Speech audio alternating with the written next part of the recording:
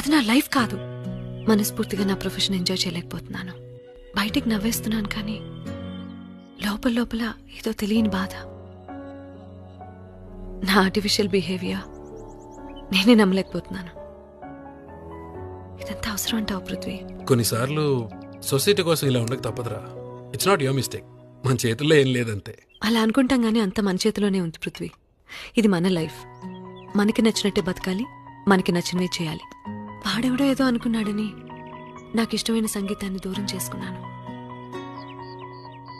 కష్టపడి నేర్చుకున్న కళ్ళని మూట కట్టి మూలను పడేశాను. ఇప్పుడు చెప్తున్నాను పృథ్వీ, ఈ సొసైటీ నా గురించి కాకుండా నా సక్సెస్ గురించి మాట్లాడుకునేలా చేస్తాను.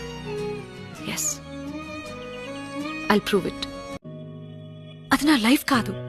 మనస్ఫూర్తిగా నా ప్రొఫెషన్ ఎంజాయ్ చేయలేకపోతున్నాను. బయటికి నవ్వేస్తున్నాను కానీ లోపల లోపల ఏదో తెలియని బాధ. నా ఆర్టిఫిషియల్ బిహేవియర్ నేనే నమ్మలేకపోతున్నాను.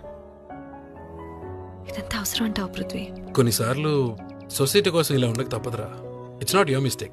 మన చేతుల్లో ఏం లేదంతే. అలా అనుకుంటాం గానీ అంత మన చేతిలోనే ఉంది పృథ్వీ. ఇది మన లైఫ్. మనకి నచ్చినట్టే బతకాలి, మనకి నచ్చినవే చేయాలి. వాడెవడో ఏదో అనుకున్నాడని